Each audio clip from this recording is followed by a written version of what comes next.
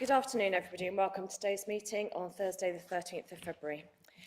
This is the Chair's introduction. This is a public meeting, and members of the public and press are permitted to report on the proceedings. Reporting includes filming, photography, making an audio recording, and providing commentary on proceedings. Please note this meeting is recorded and streamed live. These recordings are published on the relevant meeting page of the Council's website. By choosing to attend this public meeting, you are deemed to have given your consent to being filmed or recorded and for any footage to be broadcast or published. If the alarm sounds, the premises must be evacuated immediately. Do not please spend time collecting personal belongings. All escape routes are clearly signed, and we assemble on the High Street opposite the Guildhall. What's most important, please, is members and all speakers reminded to use their microphones. The microphones can be moved if needed when speaking, because they need to be picked up by our YouTube. Thank you. Okay. Margaret, do I have any substitutes, please? Yes, Chair, we have Councillor Scott for Councillor DeSera. Councillor Scott for Councillor Smith and Councillor DeSera for Councillor Udall. Apologies for that. Okay, and I think it's worth noting for YouTube that we've got two councillors missing at the moment, which is Councillor Cross and Councillor Amos, who are on their way back from the County Council full council meeting that was in Pershore this morning. They may be joining us later. Councillor... Yeah, that's okay, don't worry. Okay, so do I have any declarations of interest, please, for any items today? Okay, let's go. Councillor Stephen, I think I know what yours is. Yes, an application has been put in for my house, so I'm going to declare an interest and I'll leave at that point. Thank you. Thank you. Councillor Sarah. Didn't realise it was the case, but I do know the applicants over there. But only in that they've done some work in my house. I have no involvement in the project they're talking about. Oh, okay, thank you. Councillor Barnes. Under item 8, I have regularly had coffee at Wayland's Yard, the sister company. So just declaring that for clarity. Gosh, I think I think a lot of us have probably had yeah, 1 or 2 coffees at Wayland's Yard, but obviously we'll be looking at this this application in its own merit. I will not be chairing item. Which item is it? Well, it's Louis' application, item 9, Bath Road, and that's because Louis as the leader and I'm the deputy leader, and obviously we have a close working relationship, but we're also personal friends, I would say. So I think it's fair that I leave the room, and it will be chaired by Councillor Agar instead. Thank you, Councillor Agar. Right, so we'll do the minutes of the previous meeting. That was 16th of January. That was a long meeting, wasn't it? Thank you very much, Margaret, for the minutes. I imagine it took you a long time. Apologies to everybody that they were so late. Well, it was Thank a 4.5-hour meeting, so well done. I'll just go through them page by page. We've got page 1, 2, 3, 4, 5, 6, 7, 8, 9, it's a long meeting, 10, 11, 12 and 13. Yeah, so everyone's happy with those? Lovely. Thank you very much. Put those to one side. We haven't had any site visits today. I think it's fair to say that members know probably the 2 first sites extremely well, and the works to the 3rd application on the outside, so I'm sure people have gone past it and know it quite well. Margaret, do we have any public participation or representation, please? There's no public participation, Chair, but we do have public representation on agenda item 8, the Pump House Environment Centre, and in attendance is Joe Phillips and Adam Edney. Thank you. Great, thank you very much. Okay, so we're going to move to the first application, and this is the Commandery. It's item 7, and the officer presenting this is Laura. Thank you.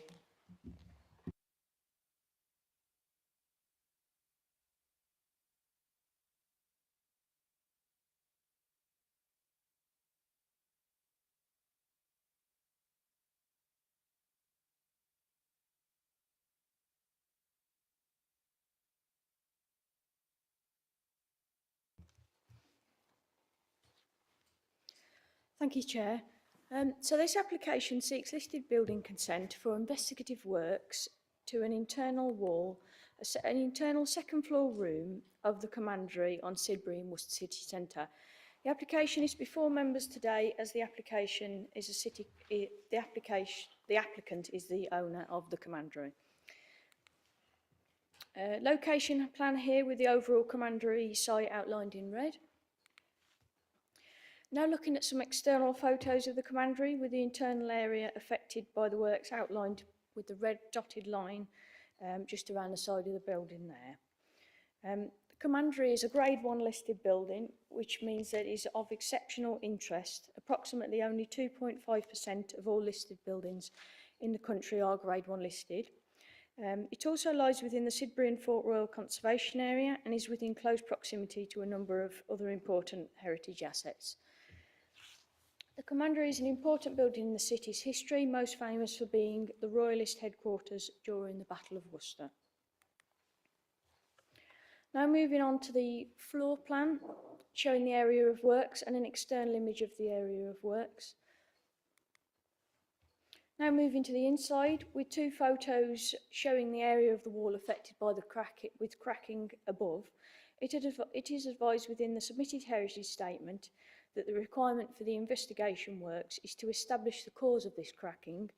The work specifically propose the removal of plaster from the inside cheek of the wall to check if they are tied back to the cut-off truss that is partly visible on the wall. There is no external works proposed as part of the investigation. It is also advised that a subsequent listed building application would be submitted after the investigative works to allow for the consideration of any proposed remedial works following these first investigative works. As the works are only internal, consideration is purely based on the impact on the significance, fabric and character and appearance of the listed building. No third-party comments have been received during the course of the application. Relevant consultees have been consulted during the course of the application and the submitted heritage statement has therefore been revised throughout the application to incorporate additional detail and a historic environment record search. The archaeological officer has recommended a pre-commencement condition for a building recording survey of the associated parts of the building subject to the works.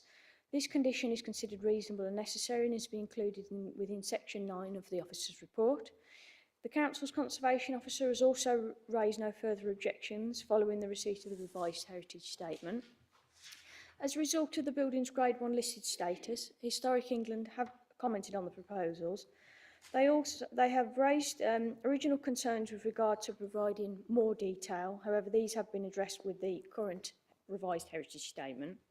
Historic England also commented, stating that given the building's exceptional significance, complex construction and phasing, they strongly recommend that a subsequent specification of the works is overseen by a specialist conservation accredited registered engineer or a conservation architect. At this point in time, it is considered that the proposals, subject to further acceptable details to be provided through a method statement, the proposals are capable of according with policies SWDP 6 and SWDP 4 and the requirements of the MPPF. It is therefore recommended that the decision to grant listed building consent is delegated to the Head of Planning in conjunction with the Chair and Vice Chair of Planning Committee, subject to the submission of a satisfactory method statement prepared by a CARE accredited engineer or conservation architect. The conditions set out in section 9 as amended if required by the method statement, or any of the conditions that are considered to be reasonable and necessary by the Head of Planning, such as those that are recommended if the method statement is carried out once it's been submitted. Thank you, Chair. Great, thank you, Laura. Do I have any questions for the officer, please? Or was the presentation extremely clear? Councillor Barnes. Is anything that is being removed from that wall? I see some of it's already on the windowsill. Is it going to be stored in some way in case it can be used for future heritage needs?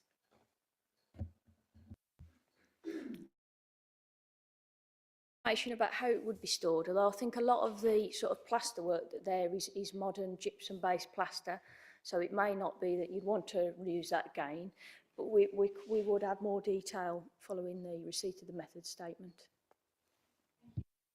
Yeah, and I suppose that's looking forward for the next application where we would hope to see something like lime plaster being used in more sympathetic materials. Yeah. Okay, any other questions, please? Councillor Kimberley? Thank you, Chair. Just, I think it's useful to have on public record, or anything that's sort of any sense of the trigger for why the investigation is taking place. Is there a suspicion that there is damage to the building and that this might be uncovered as part of the investigation? I think it's important that we understand the risk that we're looking at in weighing up whether to allow the work to go ahead. Through you, Chair, yeah, I think the causation that they're looking at is the cracking, to establish what is causing that and what needs to be done in order to mitigate it, you know, if there's any concerns. It could just be that the new plaster's been applied and that's the concern, but I think they just need to look into that further, really, and that will inform what goes on at the next stage. Councillor De Sarah? So just following on from that, if I may, Chair, so does that mean that was work that was relatively recently done, that plaster? I'm sorry, I haven't got any detail of when the work was done, although obviously gypsum plaster is quite a modern material. You know, usually you'd sort of expect lime plaster, but I can't say when it was carried out, unfortunately.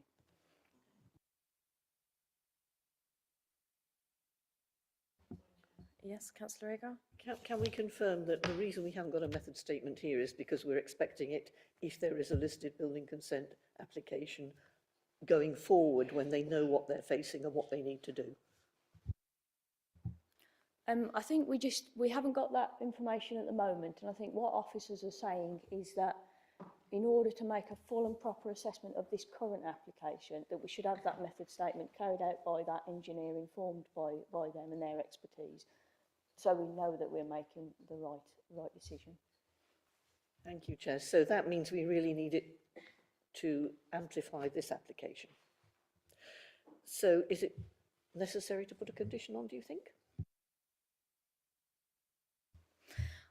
I think I'm not sure we'd need to put a condition on at this stage, because the recommendation allows, so it would be delegated authority to the head of planning and the chair and vice chair to agree any further conditions that's required by the method statement. So it would be delegated authority, providing that the statement is satisfactory.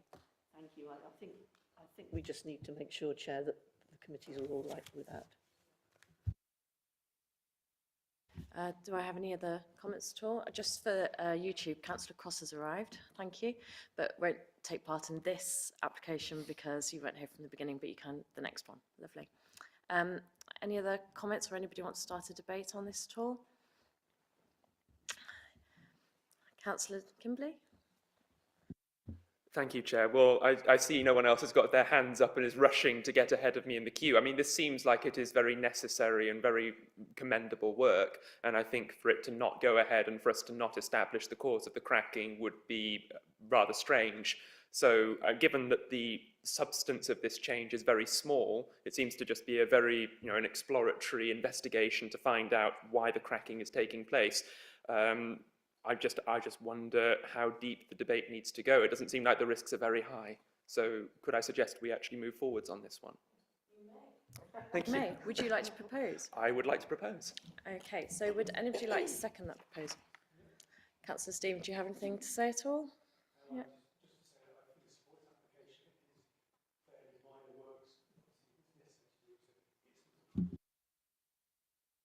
Okay, that's great. And I think that is the point of this application, isn't it? That this work is carried out properly because it is a Grade 1 listed building, but we hope that it will be rectified and in the end we'll have a better building, which is very good.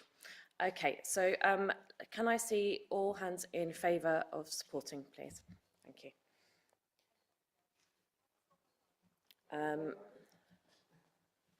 Sorry. I think that was everybody. Yep. Okay. Lovely. Thank you. Right. In that case, let's move on. That's great.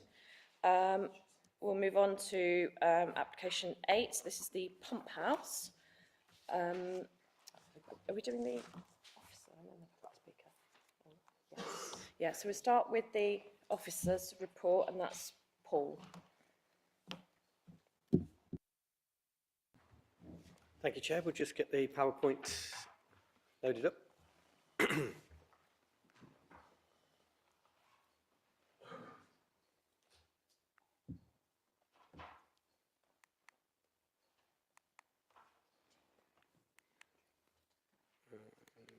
Lovely. So good afternoon, members. This application relates to the former pump house on Waterworks Road within the Barbourne area of Worcester. It is a locally listed building dated from 1857 and lies within the Riverside Conservation Area. The building is owned by the City Council and hence it is reported to this committee. The building was originally the pump house for the Worcester Corporation Waterworks, and you can see it down in the bottom left-hand side, and you can see the aerial photo from, I think, 1920s, 1930s of the original waterworks. The council purchased the site in approximately 2000, with the Duckworth Trust operating an environment centre, cafe and shop from the site between 2001 and 2023. Just go through some pictures of the site. That's the front elevation that fronts onto Gulliver Park. That's the seating area, as you can see, which has become a little bit unkempt as it stands at the moment. Looking back towards the corner of the building with the front elevation and the side, that's the side elevation fronting onto the car park that's available again within the council ownership and outside the red line. This is looking from Waterworks Road towards the building, the rear of the building. And then that's also looking from Waterworks Road, and you can see the gate with car parking within the red line and the building beyond. Just an aerial photo showing the building and also the residential properties to the rear. And you can also see to the right-hand side of those properties that are opposite the entrance to the public car park, which is owned by the City Council. Don't want to go that far yet.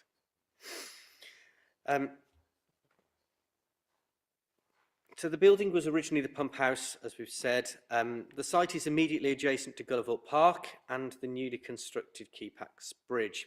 Residential properties lie to the rear as well as the public car park, and we've gone through that. That's a picture of the Keepax Bridge, and you can see the application site to the left of the picture. The river is in flood, as you can see, but you can see the extent and the connection between St John's side of the river and the Barbourne side of the river. The proposal is for a change of use of the building to a cafe, which falls under Class E, and it provides employment opportunities for 10 full-time staff and 6 part-time staff. It will also provide a community space on the upper floors. It is proposed to open between 7 AM and 6 PM on weekdays and 8 AM to 6 PM on weekends. During summer months, longer opening hours will operate, and occasionally events which will result in the building operating until 10 PM. So we've got the cafe seating area. This is ground floor, and you can see the way that the cafe will be set up, and the kitchen area. And then upper floors, we have office, a store, a small kitchen, a family room, and community space. The applicants have also proposed outdoor seating area that will be covered by temporary structures, and these are only indicative plans at this moment in time. The applicants haven't got a firm idea of exactly how they're going to operate those seating areas, and you'll notice on the late papers, members, that there's a condition which talks about the covering of those seating areas, and that is to the rear of the property. The exact details of all of those structures are not known at this stage, but they are covered by condition 10 on the late papers, and ensuring that they're temporary so that the council has control over those going forward.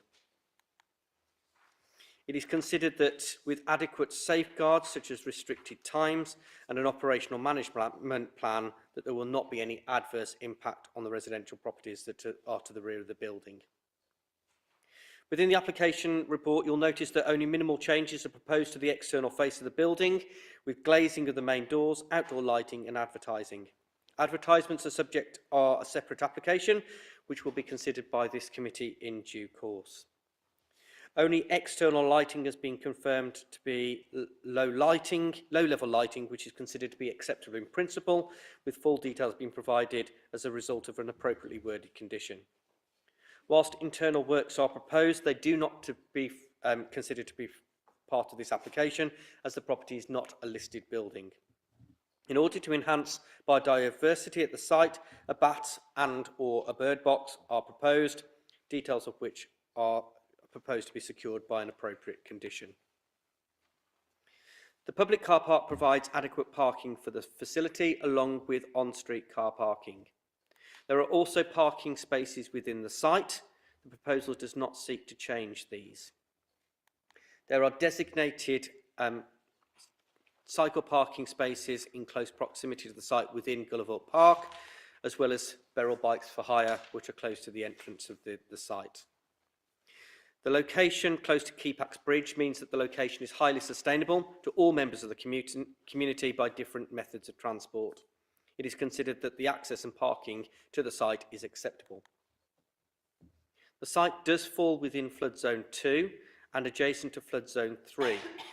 Given the proposed use and the existing use, there is no increased risk as a result of the proposal. Policies in the SWDP and the NPPF set out that the proposals such as this are appropriate within the context of flood risk. In summary, the proposal provides a sensitive use of the existing redundant locally listed building, putting it into a beneficial use. The proposed cafe would be an asset to the community and the users of the park, along with the wider area. The proposal can be implemented without resulting in harm to neighbouring amenity or the character of the surrounding area. The proposal provides employment opportunities to provide increased economic vitality within the area. Members will notice that there has only been one comment that has been received as part of the consultation process, and that is in support of the application. The scheme results in economic, environmental and social benefits, and as such, the approval is recommended subject to the conditions set out in section 9 of the report, the amended conditions and the additional condition on the late paper, and officers also recommend that a further additional condition is proposed, limiting to the use to that which is applied for, rather than allowing a wider scope of Class E that would be possible should just a simple change of use be proposed. And that ends the officer report. Great, thank you, Paul. So we've now got Mr. Joe Phillips and Mr. Adam Edney. I think you've got 5 minutes between you. So what I'll do is I'll press start on my clock watch and give you a little wave at about 4:30, and then you will need to wind up at 5 minutes if you haven't yet. Okay, thank you. Cool.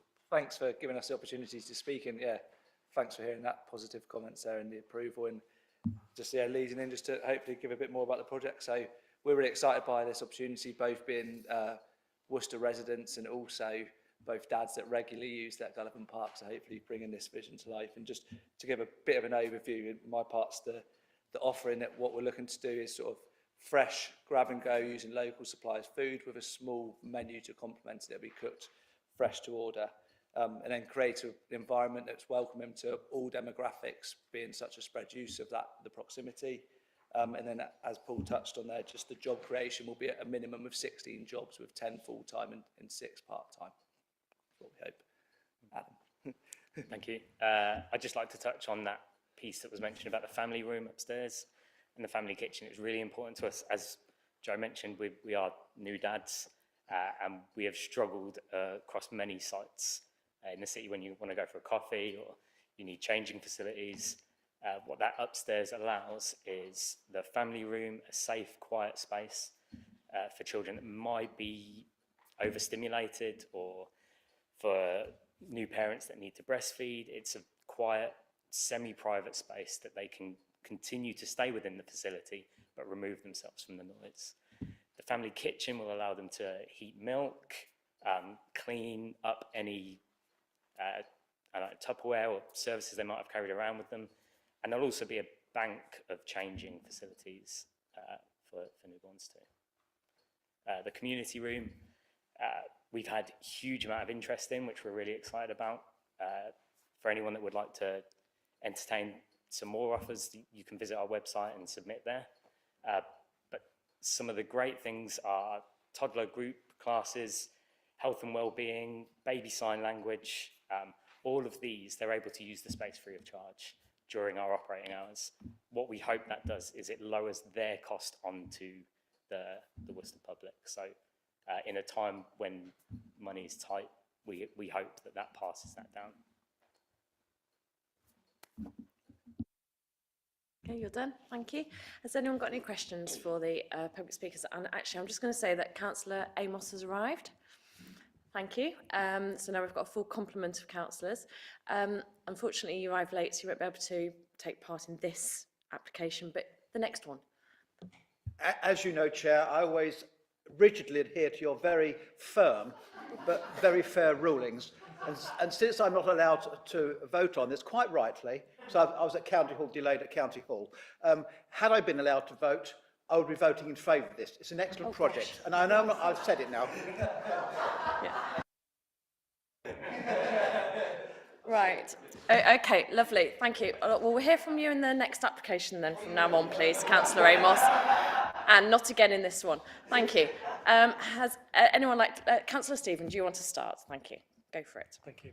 Oh, sorry, can I just say, questions need to be relevant to the application and not wider aspects, please. Thank you.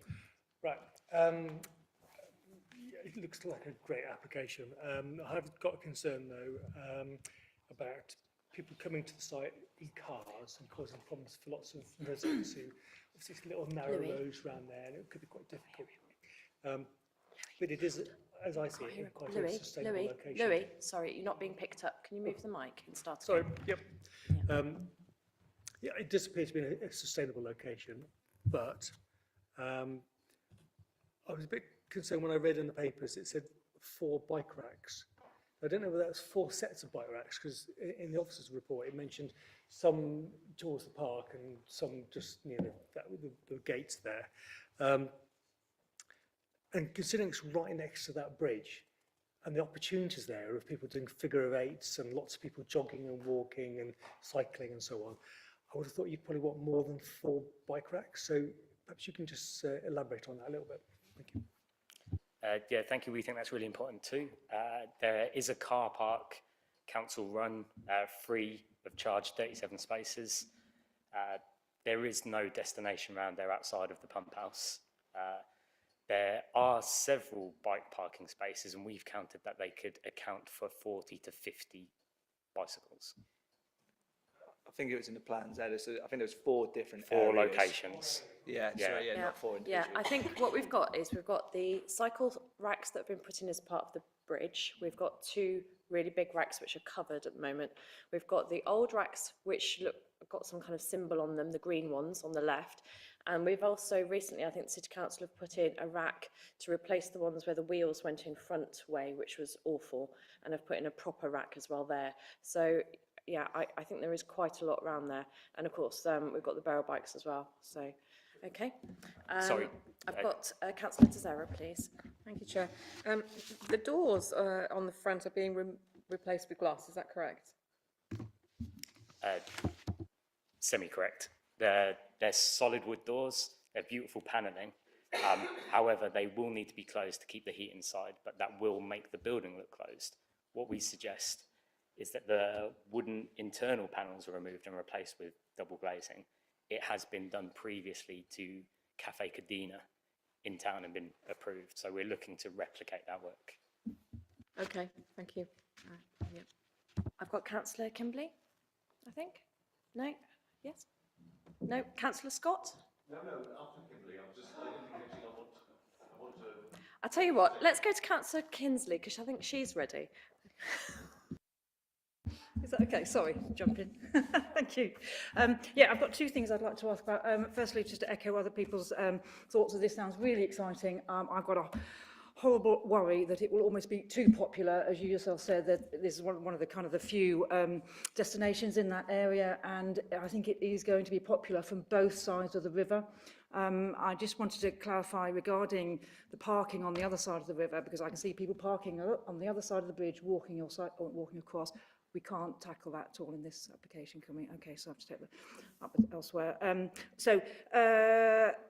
My specific question, you mentioned grab and go food. Can you elaborate a little bit more on the food and the packaging, particularly that will involve? Thank you. Yeah, of course, thank you. So yeah, as part of our pitch, and I guess the win of the tender is the food all be locally sourced, but we're going to make as much of it as we can in-house. We've already recruited a head chef, hopefully, who can sort of pull that off for us. Sandwiches, sausage rolls, pastries, homemade scones, cakes, and then it really important to us across all of our businesses is that packaging. So as much as we can, we'll take decision on either compostable or recyclable, what we feel is best option for that, because obviously a lot of the compostable stuff needs to go in a certain place. So if it's compostable or recyclable is all we ever work with, obviously. Can I just clarify, if that's okay? So, so it's not going to be packaged food that you're selling. You're selling stuff unpackaged, just a normal sort of cafe style. Is that right? So the grab and go offer, it will be fresh produce on the counter. You will choose it. We will put it in a bag. You will take it away. That's the grab and go. So the packaging piece, it won't be in plastic wrap. It will merely be in a counter behind a glass thing, and then when you're ready to take it to go. Is that, sorry? Yeah. No, what I'm wondering is it something where you have a plate and something goes and you eat the food, or does it come with a sort of a packaging around everything? Do you see what I mean? That's what I'm trying to get at. Sorry, I don't think so. As I'd say, everything's unpackaged on a counter in terms of the grab and go. If you'd like it to eat in, we'll pop it on a plate. If you'd like it to take away, we'll pop it straight into a bag that would be recyclable and without plastic, absolutely. We'll just have Paul clarify something there, I think. Thank you, Chair, and through you. Councillor Kinnersley, you mentioned in terms of parking across on the opposite side of the bridge. That obviously is a consideration when we're considering about parking and access. But obviously, how far we push that and people's opportunity for parking, what we have to consider is there adequate parking close to the site? And because there's a public car park, there is on-street car parking, there's actually parking within the park and to the site. It is over adequate in terms of what is provided within the site. And when we're bearing in mind that change of use is from a mixed use, yes, it was a mixed use, but essentially they had a cafe there in any event. People's choice of parking elsewhere is people's choice of parking elsewhere. We cannot legislate for that. We have to deal with it from a policy point of view, and we have to say that this is policy compliant in parking terms. Okay. Councillor Kimberley? Thank you, Chair. I have thought of something now, and I didn't intend to mislead you earlier.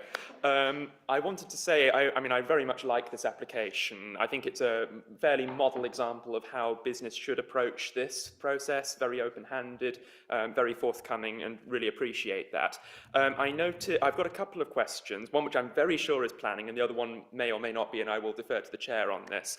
There is a management plan mandated as part of the report. Have you given any advanced thought to how you might manage any potential antisocial behaviour or any littering? Obviously, if the cafe element of this proposal is popular, there is the risk of people taking paper bags and things and dropping them. Have you got a plan in place? I presume you may have a member of staff who would be tasked to cleaning this up. Would that be correct for me to assume?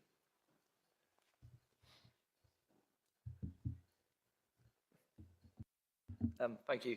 Yeah, exactly that. It's part of that management report, and we do it in our sites internally, but obviously it'll be on a wider scope now. Is literally at least twice a day, so sort of open and close. It is a litter pick for a couple of reasons. One, we want it to be clean, provided no litter, but also just as a operational piece, we want it to look clean and inviting to attract customers. Sorry, go on. Yeah. And just on the litter piece, so it was a part of our tender, part of our pitch, that we would encourage a Saturday or Sunday walk of the park with litter pickers, as the previous tenant did, and we would allow for a free coffee as a thank you. Thank you. So the second part of my question, if it's permitted, is just to ask how the community room will be allocated. I gather from what you were saying that it's going to be offered free of charge. I can imagine that may make it a very popular offering to the community. Should you find yourselves swamped with applications to use that room, how do you plan to triage among them? So, is that okay to answer? Quickly. It's something I'm passionate about, so I'd like to. We have had a lot of interest. We are going, it's important to me that it's consistent and well run. So we are slowly building out a timetable of regular committed people, not one-off classes. We want this to be something that people can depend on. So we'll be working with the people that can afford to commit regularly and that we deem as a fairly well split range of activities. And that would add to the local community as well. Thank you. Okay. Councillor Scott. Thank you, Chair. Thank you, applicants, for taking over this wonderful building, or proposing to take over this wonderful building. There's a question, first of all.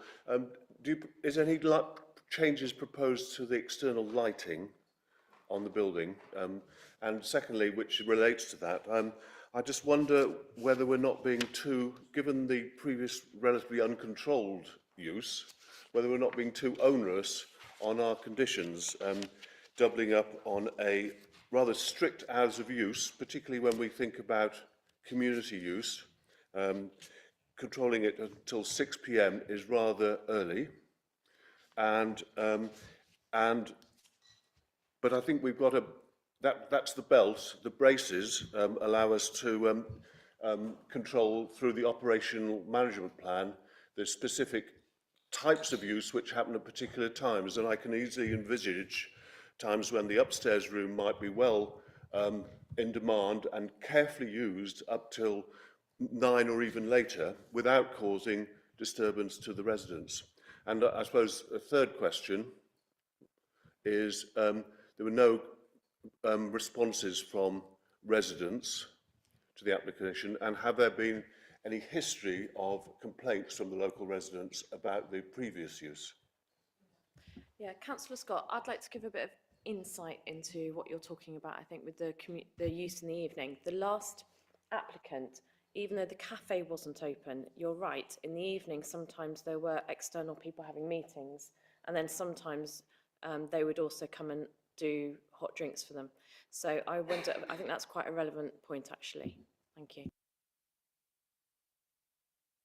So sorry, so my suggestion is that we review those conditions to make them more lenient. Councillor Scott, this is the questions for the public speaker. It's not about us amending things yet. Right, then there's another stage when we have a discussion. Yes. Thank you. One that we would like to touch on, if we can answer, was the opening hours. Obviously, it'd be wonderful if our opening hours were allowed to be 7 till 10 p.m. to allow for such activities as you mentioned. That would not be that we would be trading in those hours, but it would allow us the flexibility to trade within those hours. That would be very helpful. Do you want to touch the lighting? The lighting as well. So the lighting is low level. We have had the finish and style approved, but there is a discussion to be had about how they are fitted, where the cabling runs, and the general sort of method statement behind all that all. And then there was another one, you say there was no comments received from the local community. However, we have had a lot on social media, on our website, and it's all overwhelming joy that we're coming to the area. Great. I've got Councillor Cross, please. Thank you, Chair. Thank you for coming today, and a lot of very encouraging details within the application, and I love detail. So I'll admit to being a lime plaster nerd, and I presume that the plaster that's being removed may be lime, may not be lime, depending on what changes have happened to the building. But I think with the use of the Thermatech cleaning system and the sensitive approach with that, that's really encouraging. None of this aggressive sandblasting that too often happens. Relating to your proposals and in your business description, a lot of really encouraging matters about the fresh goods, basically a fairly healthy ethos. Do you use fairly traded ingredients as well, so sugar, coffee, etc.? Is that something that you already include? Is it something you might add in? Obviously not a planning condition, but just as a concept.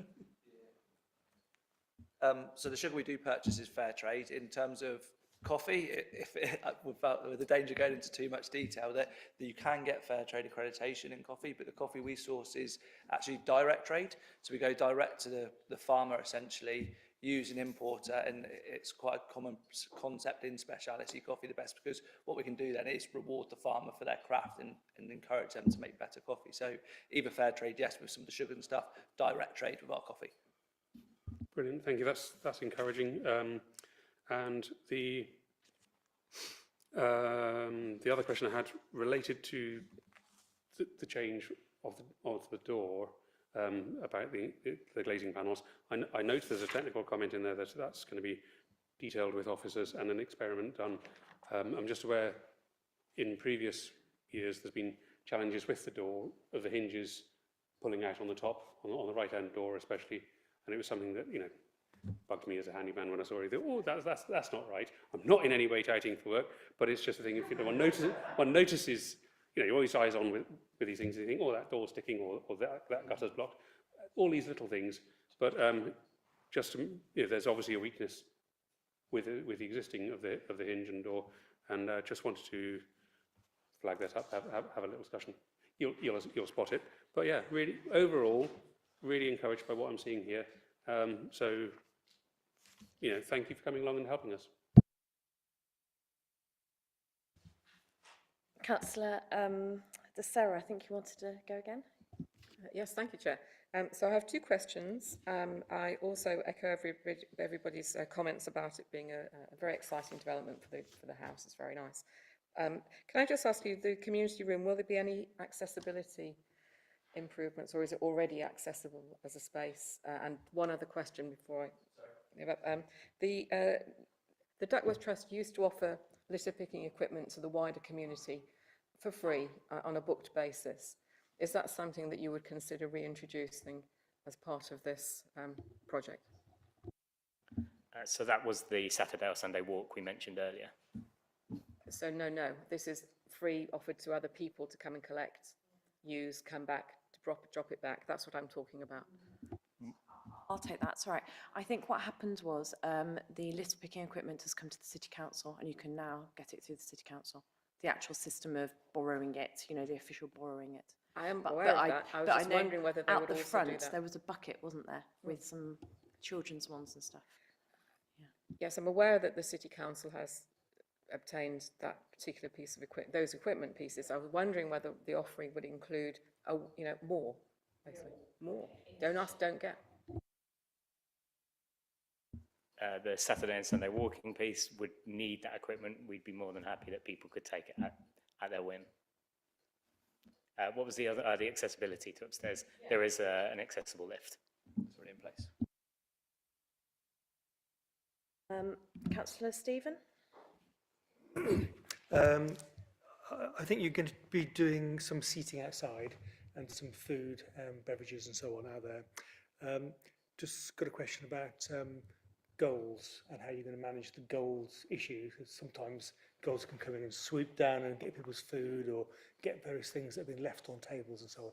So I'm guessing that presumably is part of the management plan.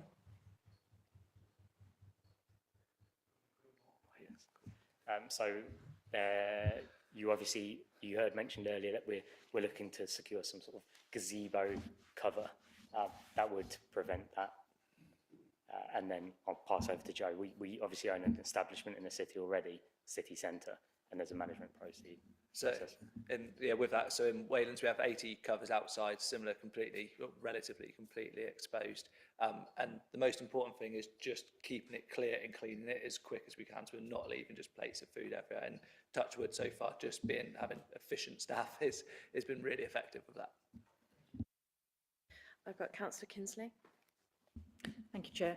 Two questions, if that's okay. One is, could you give us an idea of the level of throughput that you're expecting? Just how many people are you hoping to see coming through the cafe, just to give us an idea of that kind of level of business? And then my second question is about the events. And in the papers it says you propose to run some events until 10 p.m. Could you tell us a little bit more about the nature of those events and any impacts on local residents you might anticipate and how you might manage those impacts? Thank you. Of course. In terms of numbers, it's really hard to tell at this stage, but obviously refer to is a really similar offering to what was there before. So we're not saying we're going to do anything completely drastic. We're going to use in the same space, the same outside seating, that it has about 40 covers inside in our plans. And sorry, remind me of the second question. About the events that are running later in the evening. Yeah, exactly. So I feel like the word events has been pulled out a little bit. What our proposal simply is to do is to trade later, or have the opportunity to trade later with our same offering to 9 p.m. And then what we've put in the details is it'll be trading to 9 p.m. Everyone will be off site, lights off by 10 p.m. It is absolutely our plan. And the reason it wasn't in our very first proposal is because it's been driven from some of the small focus groups and feedback from the local residents that there's actually a necessity and demand for that. So that's sort of why we've tweaked towards that. But yeah, if that helps, it's not events. I've got Councillor Reg, please. Thank you, Chair. Fascinating, the whole thing. I'm looking forward to it opening. I'm particularly interested about the biodiversity element. I hope this is a relevant question to you. The Chair will tell me off if it's not, but I wonder whether you've done any research to see what's there at the moment, as in house martins, swifts, bats, because there's so much water and green area so close to you. I wondered if there is a sort of predominant species, whether that might affect which boxes you put in, bird boxes or bat boxes or possibly both. And secondly, whether you'd consider something like cameras in the boxes so that the people at the cafe could watch some of the things that are kind of living there, so that you're trying, I think the potential for biodiversity is huge, and I just wondered whether how much thought you'd given that and whether it sort of ties in with what's there at the moment. So from my understanding, it is a condition that we have a bird and bat box fitted to the building. Also from our conversations we've had with some experts, there is a suggestion to say that not that it's a noisy venue or will be, but the noise and light pollution coming off of a busy site would discourage that kind of settling anyway. There are 2 bug hotels already situated on the premises. We intend to double that to 4. There is a discussion around some of our seating being built out of gabion baskets to allow bugs to find a home there. And outside of that, I don't know the complications of putting a camera inside a box, but we'd be open to discussions. Thanks. Do I have any further questions? No? Okay, well, I'm just going to say I'm actually the secretary of the Friends of Gallivant Park, so I'm going to declare that as an interest for everybody. But obviously I'm very objective on this application in lots of ways, particularly because it's a conservation area. So I appreciate your description of how you're going to clean the building. I did look at it the other day and noticed that the stone particularly looked quite dirty, and obviously because it's been out of use for a while it does look a little bit unloved, which of course is a shame, so I appreciate that. And of course the late papers include an amendment to the lighting, which we were talking about before, because of the fact that there are bats in the park. There are a lot of bats, so I think you know, when you're putting up a bat box, I think it's you may indeed get someone in it. Can I just ask what your timescale is for opening? How long do you think this is all going to take? Because there's a lot to do. Yeah, so with our contractors, 12 to 16 weeks, and we hope to go in on start work on Monday to get open essentially for the summer. Is the plan, hopefully, please. Gosh, okay, lovely, thank you. Right, I think we are done. Thank you. If you'd like to step back, and we'll move to the debate. If we start with Councillor Agar, thank you. Thank you. It was gratifying to hear of the community and environmentalist credentials of the applicant, and thank you for coming and expressing those. It's a pleasure really to see that a locally listed building in a conservation area in or on the edge of a memorial park will be brought back into proper use rather than being left derelict. So I think that's a huge benefit. It's been important to me that the low-level lighting was in place, as you mentioned, Chair, because of the bats, but also because of the bird life in the park. And there's a fair amount of that, and they do get disturbed and start singing at night if they have too much light. It disturbs their circadian rhythms, and I believe it disturbs their nesting as well. So it's good to know that that's going to be addressed, and to know that the gazebos will be presumably temporary structures, but of course they are conditioned so that we know what we're getting. And I hope that the committee will be okay with the chair and I making sure on your behalf that they are acceptable structures and that they don't interfere with the park status and so forth, and that they do add to the offer that's being made. So all in all, I think this is an excellent application, and I'd like to see it go ahead. So I'm happy to propose it. Gosh, thank you, Councillor Agar. I think we'll carry on with the debate a little bit, but park that one. Lovely. Councillor Sarah. No? Okay. Councillor Scott. Thank you. I started to make my point in the debate while asking questions, and that was about the strictness of our controls on hours of opening. And I think we'd all be anxious to see that ventures, albeit relocated ones, are fully viable and are not unnecessarily constrained. And the two conditions on the management, the OMP and the hours of use, as I was saying, I think they're a bit belt and braces, and I wonder whether we can extend the hours of use for a later period, knowing that we have the OMP as a backdrop to make sure that the actual details of what the building is used for are under some control. We can't control the packaging or the type of coffee under planning, but we can control the hours of use and how they behave. And I think it is salient, the previous use and the absence of residential complaints, either then or now.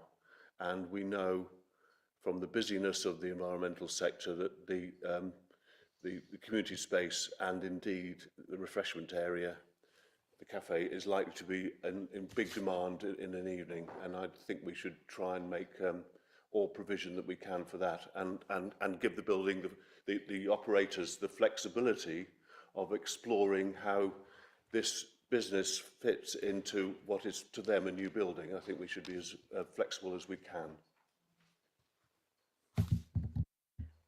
Through you, Chair. In terms of the Environment Centre, there was a condition that was placed on the original change of use, which limited any noise that emanated from the building to 45 dBA between 7 AM and 7 PM. So there was a restriction on the building. To my mind, that condition in terms of the limit of measuring noise output is not precise enough, and it's not specific enough to be able to enable monitoring and enforcement. What members need to consider as part of any planning application is the worst case scenario. We're not granting planning permission for the applicants. We're granting planning permission for a use as a cafe. So what members need to consider is that whilst we can be flexible and you can look at the conditions, and it's perfectly within your gift to be able to refine those conditions, you need to think that this planning permission will go with the site, and should the operators decide that they want to pass it on, or the City Council gives it to another cafe that has a different mode of operation, you need to make sure that there is control sufficient to be able to protect the residents' amenity. So in terms of the condition 7, the condition is there. It does allow some flexibility between 1st of June and the 31st of August. Again, that is flexible if members wish to have a look at that. I did take the point that was made, I think, by you, Councillor Scott, in terms of the condition limits the whole use and not just the cafe use. And again, members may wish to consider, if they wish to, making sure that it's precise enough, but ensuring that if there are community uses that could be excluded from that condition by making that more precise in terms of what use you are limiting it to. So in answer, a very long answer to the question, the restriction is there because we feel that an open-ended cafe use could result in issues, but we do understand that this is more than that, and it's for members to have a look at those and to refine it as they see fit. Okay, Paul, can I just clarify? So at the moment, we've got condition 7, it says the use hereby approved. And when you say the use, is it the cafe use? Because that's what the application is.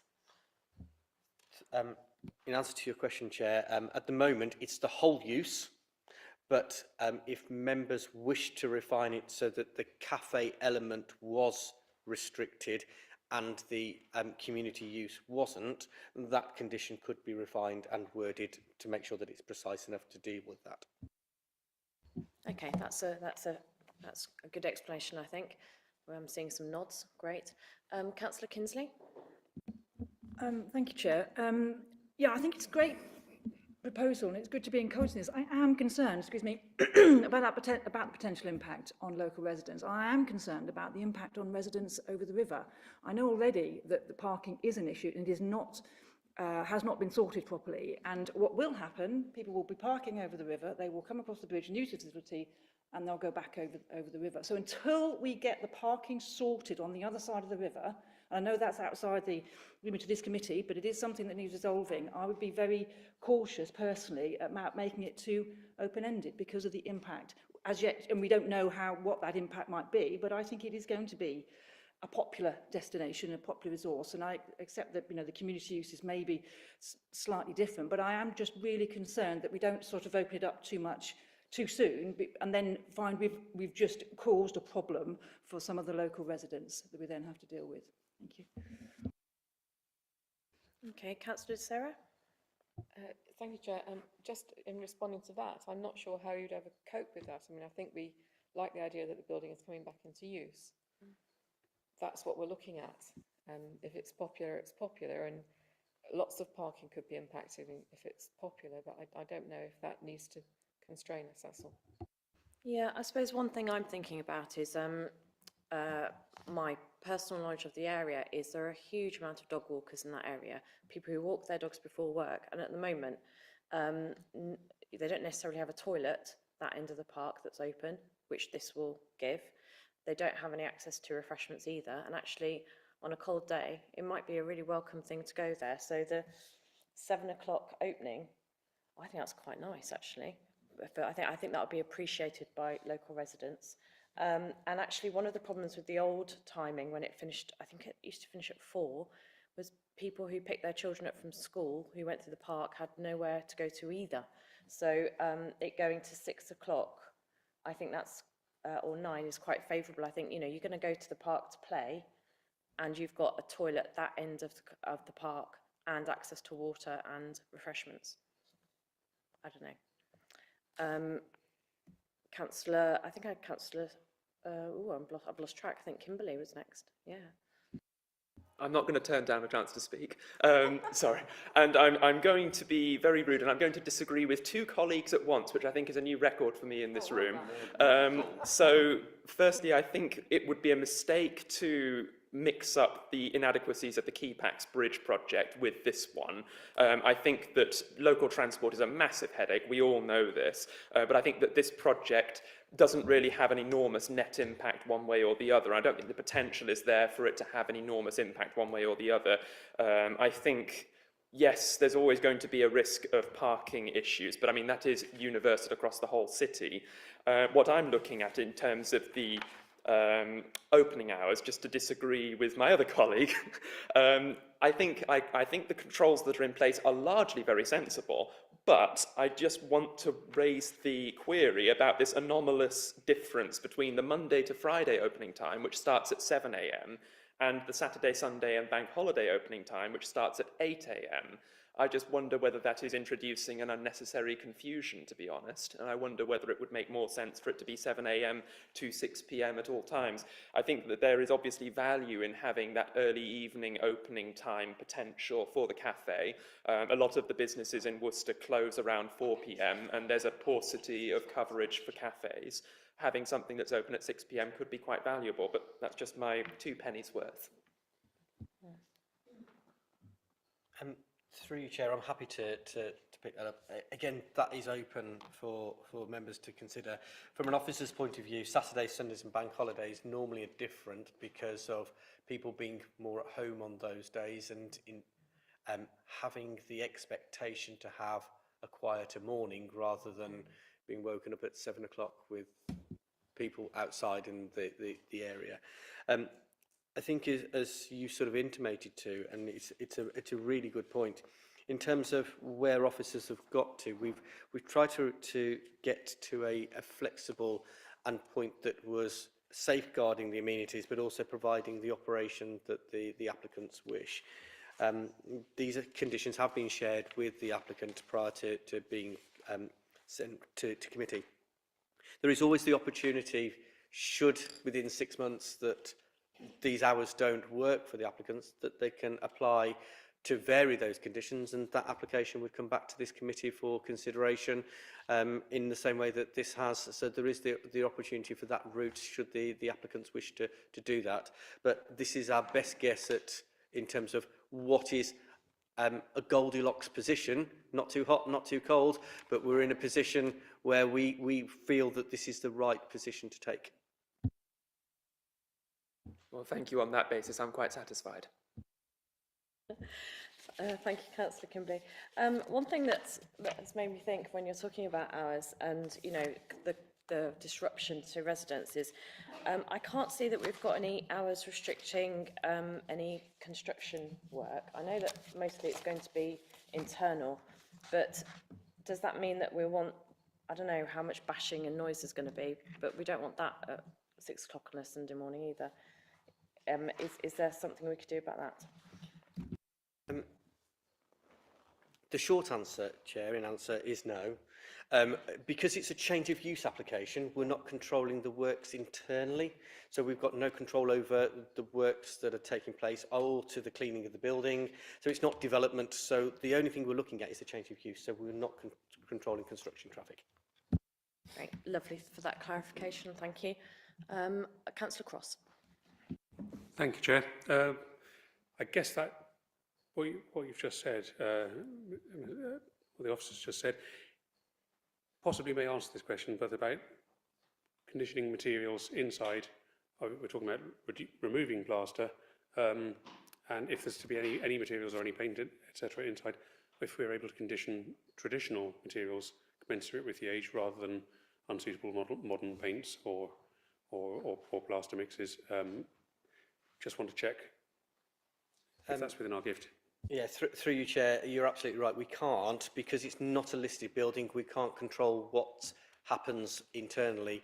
The applicants, and to put it on record, have been really good in their liaison with the Conservation Officer over this project, and the Conservation Officer is given his time to be able to provide that advice. Although it is locally listed and we can't control what is going on, there has been really positive dialogue about what goes on, and the Council's Property Services team are really keen on making sure that this building is preserved in the best possible way. So those three triangle of connections are working really well, but for this committee, we can't control it. Thank you, that's very helpful. And relating to the hours, is there separately a licensing discussion to be had, which is actually nothing to do with planning for this app?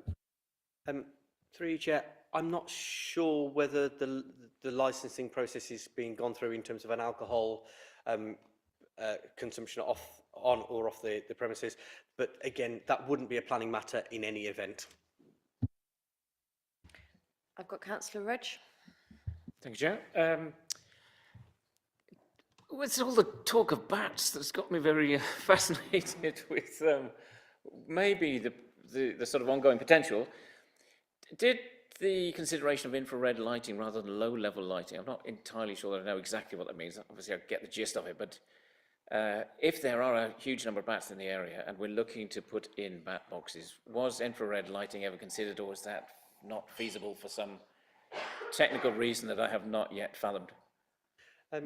Through you, Chair, we are, as you'll have noticed within the condition 6, we're looking at external lighting for details to be considered. When those details are considered, what we will do, we'll consult both with our own ecologist, but also with the county ecologist in terms of the work that they've done on the Keepax Bridge, because the lighting for that project is being quite specific in terms of the ecology corridor. So there is some discussions to be had in terms of actually homing down exactly what that lighting is going to look like. So at this moment in time, I can't give you that exact details, but I can give you assurance that that will be considered to ensure that it doesn't harm any of the bat population. Okay, I've got Councillor Barnes, please. Thank you, Chair. My main issue is the closing time at night. Because 6 in the evening is when lots of people are just coming home from work, and not to have that facility to just drop in and have a coffee and unwind or whatever seems a bit of a shame. I can understand that maybe for the outdoor spaces, especially those very close to residential properties, it may not be appropriate to have late evening sitting outside, but this is a sturdily built building which would keep most of the noise inside. So, like others have mentioned before, I think it is a pity if the opening hours couldn't be extended a bit to, say, 8 o'clock internally, even if externally there needs to be some kind of moderation to prevent any kind of nuisance factor.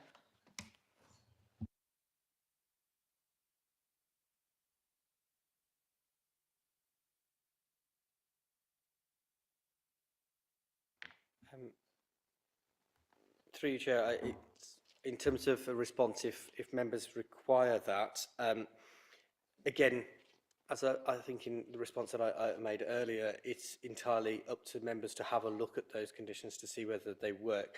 We can look at making them a little bit more precise in terms of dealing with the cafe only.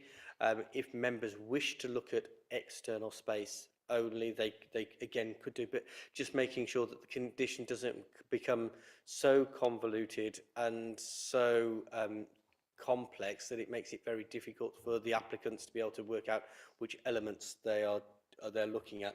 But certainly, as I mentioned before, if members wish to restrict the cafe element of the use but leave the community room unrestricted, that certainly could be drafted in terms of the condition to make it precise. Councillor Kimberley. A thought occurs to me, and it's just a sort of question really, whether this comes under planning or not. In the event that the cafe is given extended operating hours, presumably they would still require a license for things like music to be played, and I would imagine that it's going to be things like music that would present the biggest difficulty or the greatest risk. Now, I'm looking at the plans and I'm looking at the shape of the neighbourhood around it, and I would be happy to be corrected, but it looks to me like the building is set fairly well back from the immediate, the immediate residences next door. I'm just coming at this wondering, would they need to apply separately for a license to play music, and would that be a means of controlling noise in the event that the planning conditions were lightened? I'm just asking for information at this point. Through you, Chair, I'm not entirely sure about the licensing arrangement, but I believe that you are correct that that would need to be the case. But obviously that would need to be looked at in terms of any breakout of music, in terms of windows opened during the summer months. The building isn't that far set back from Waterworks Road. It is quite close to residential properties, hence our concerns over how that is operated. Councillor Kinsley. Thank you, Chair. I just wanted to urge caution on the hours, and I do think, although I'm not saying for a minute we should turn this down at all. I think it is a great proposal. I personally would feel much happier if we go with the recommended hours as they stand at the moment. We assess then how things go, and then if it's all going well and the residents are happy and we're satisfied that the problems aren't there, then we can extend the hours, as I'm sure we'd all like to. But my recommendation is let's just take that in stages and start with it being more manageable, you know, as recommended in the report to start with, and go from there rather than changing the conditions at this stage.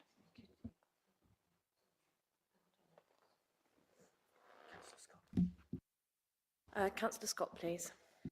I'd like to propose an additional condition about no amplified music.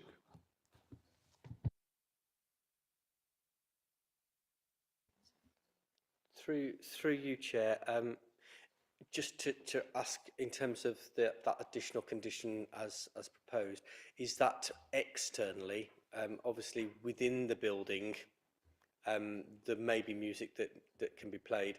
Are you talking about a condition to restrict amplified music externally? I think I'd relate that to, well, I'll make a different proposal then. I'd propose that we amend the hours condition to restrict those hours to the cafe only, and that the rest of the building be and the whole building be subject to a no amplified music after the hours of 6 o'clock. Or the cafe hours, the cafe hours we settle on.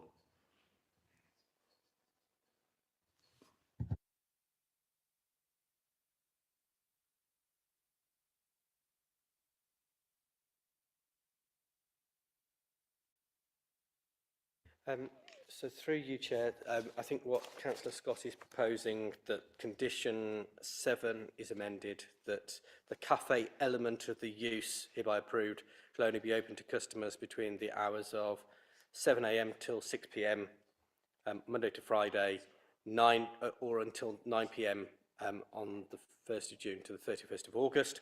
Then Saturdays, Sundays, bank holidays, 8 AM till 6 PM, or 9 PM between the 1st of June and the 31st of August. And then that would be with no amplified music being played outside of those hours. Yeah, I think so. Councillor De Serra. Yeah, I'm sorry to disagree with my colleague, but if it's inside the building and it's a sturdy building, I don't see why. There could be a decibel limit on it, like I think has been already. That would be all I would be willing to say. Through you, Chair, I'm always, as I think I said before, I'm very nervous about putting a decibel limit on in terms of whilst we have very trained and experienced enforcement officers, they're certainly not noise experts, and to be able to read decibel readings effectively, I think that would be very difficult to do. If I'm from a professional point of view, members, and being honest, I don't feel that the cafe use, and if you, as part of the presentation, we did recommend the additional condition that it is for a cafe only, so it's not expanded to a restaurant or it's not expanded to anything else. The type of use, I would not expect that the noise from amplified music is going to be excessive. I do agree that if there was to be external amplified noise, that would be an issue, but within the building, that wouldn't be an issue. My suggestion would be that if members wish to look at an additional condition for no external amplified music, I think that would be appropriate, but I think otherwise it becomes quite difficult to control. Councillor Cross. Thank you. I would be happy to propose no external amplified music and that the hours be left as they are in terms of the operating hours. I remember you were saying that there's in 6 months or so time to vary that and tune that accordingly, because obviously it has to work from a business model, has to work for the neighbours, so there is that scope for modification. It's not like we have to look ahead into the crystal ball now and know exactly how it's going to work out.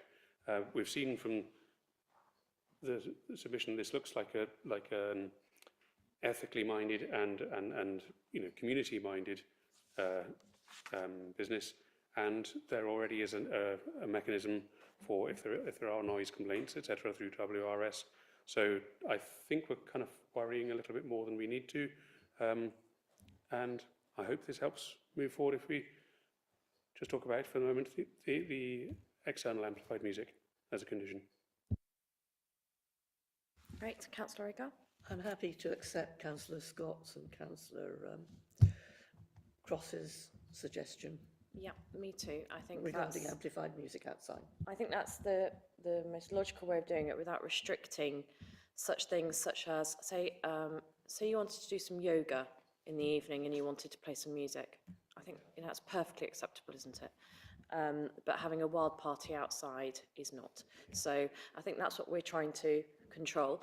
And also I think that the applicant knows that this building is right on the step of people living in houses, and the worst thing you can do is upset locals.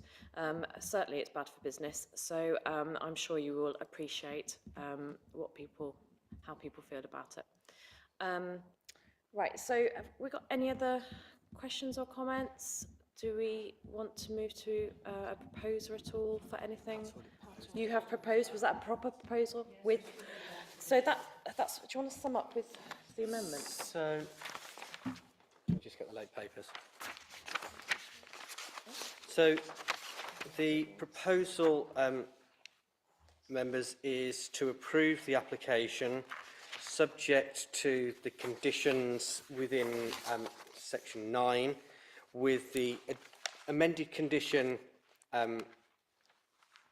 6 within the late paper, the amended condition 8 within the late paper, the additional condition 10 within the late paper, the condition 11 as recommended within the officer presentation, limiting the use to that which has been applied for, and an additional condition 12 for no external amplified music.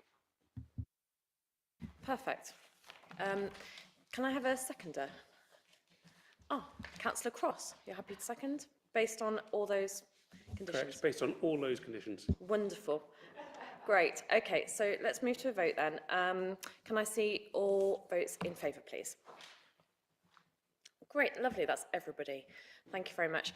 We're going to have a short break now because I'm not going to be... It's going to be Councillor Agar, so we're going to have a little shift around. Okay, we'll be back in about 10 minutes.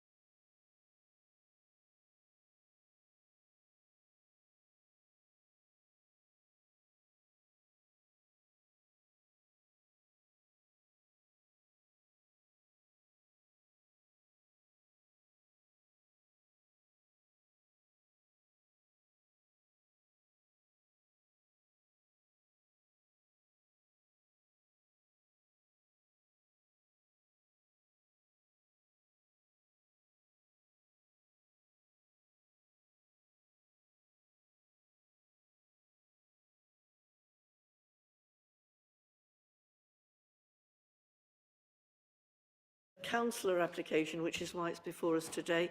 And Councillor Cross, I think you wanted to declare an interest. Yes, thank you.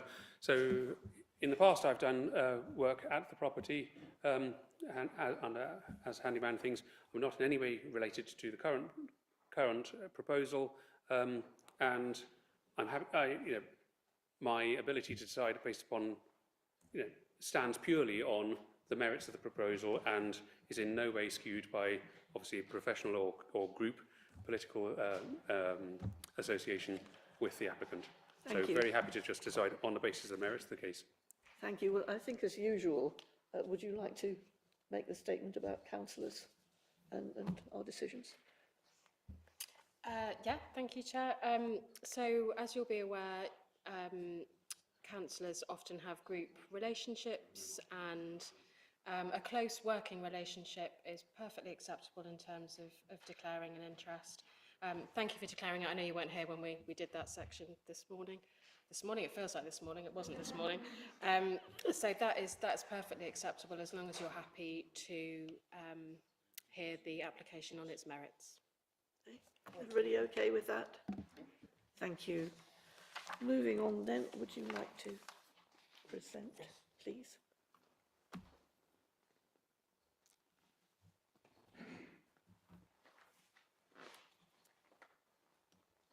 So this application is 146 Bath Road for single-storey front extension. This application relates to a dwelling house located on the southern west side of Bath Road in Worcester. The property is one part of a pair of semi-detached two-storey dwellings with very similar design features. The property consists of 3 bedrooms with a home office in the loft. There's a large driveway to the front of the property which is serviced with permeable gravel. The house is primarily a solid brick construction with plain clay tiles, and is rendered in white painted rough render above a red brick band.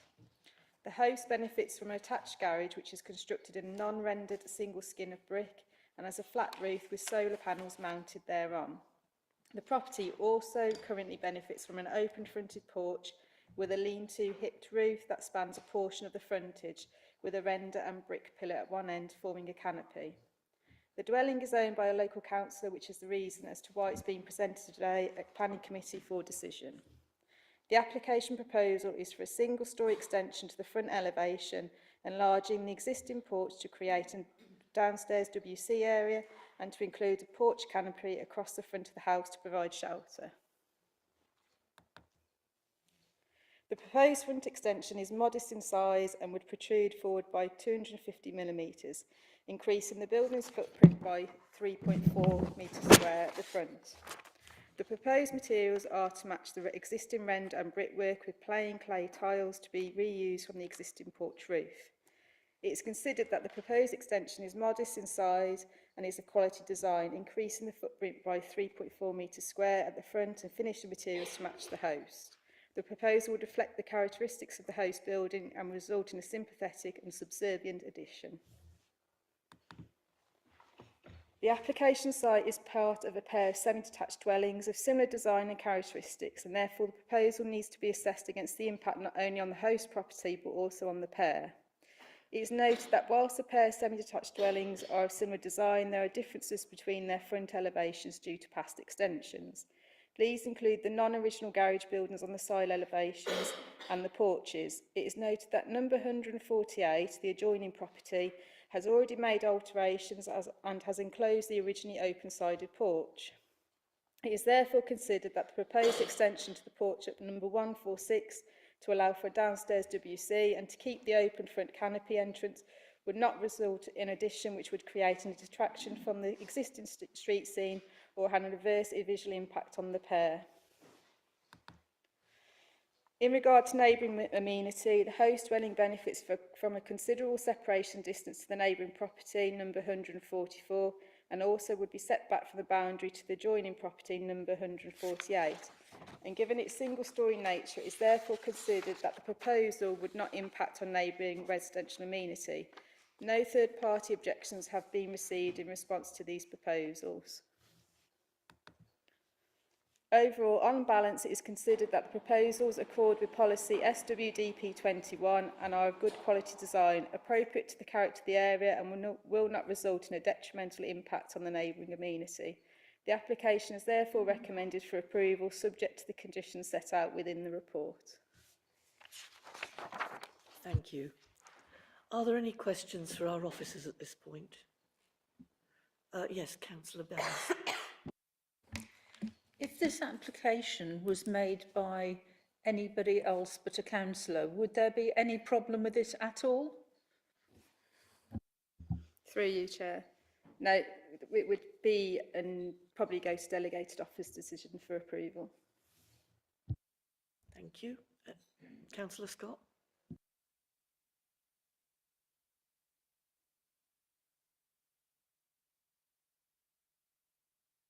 I'm just interested that quite a bit of attention was given to the comparison with the property next door, and I wonder whether the sort of appearance of one side changing when the two properties are pretty much identical was a factor, and if so, was it a factor but considered to be not that important, or was it not really a factor at all?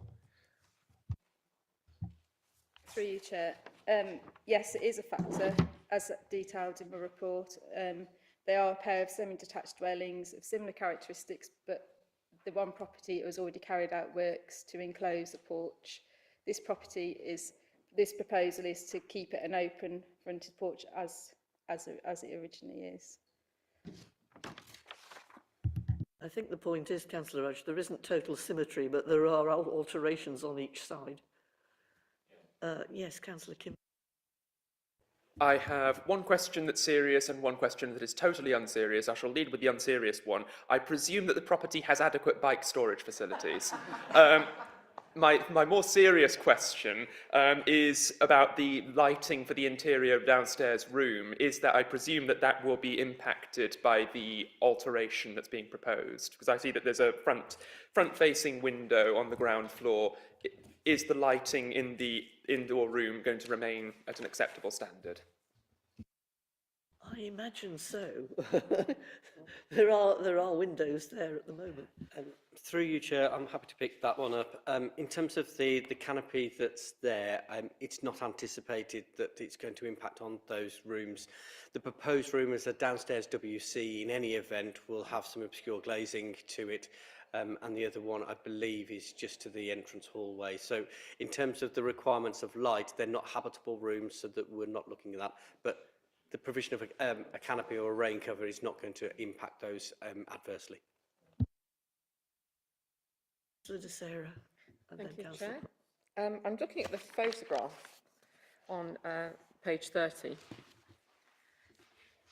Is that a solar farm that the councillor has there? Through you, Chair, there are solar panels on the property which have been granted planning permission. That's really what I'm looking at. Those are all solar panels in that massive grate. In the back garden. Okay, I'm impressed. Thank you. They're on a frame in the back garden, is that correct?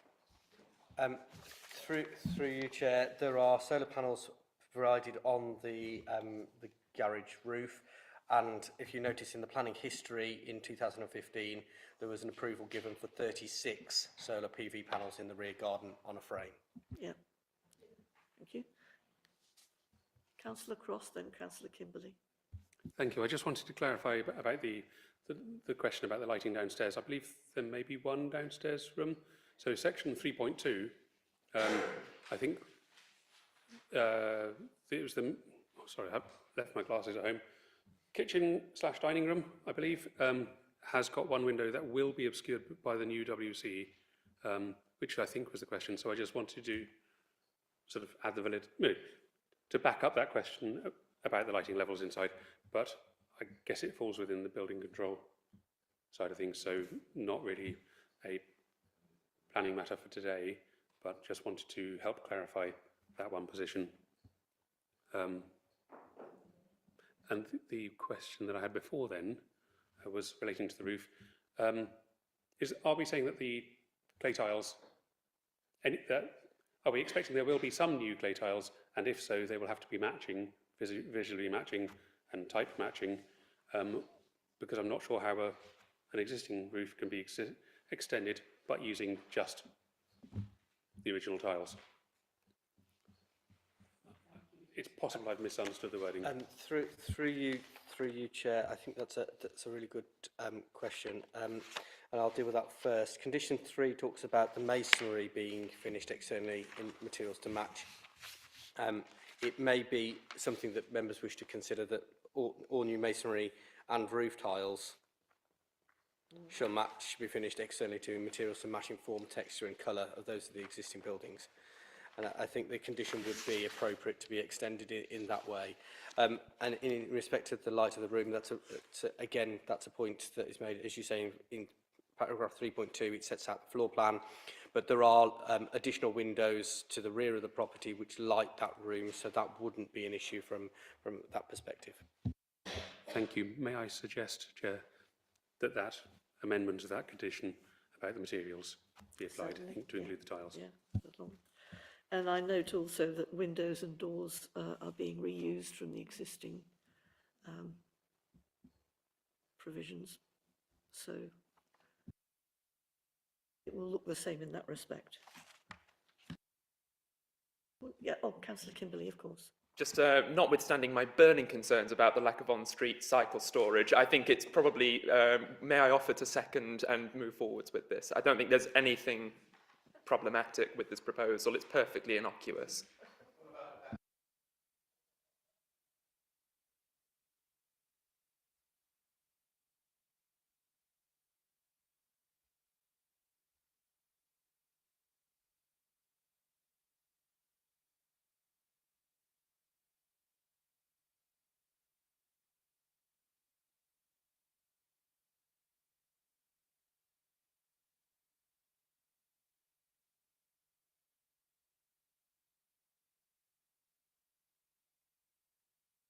Thank you, everyone. That ends the meeting today.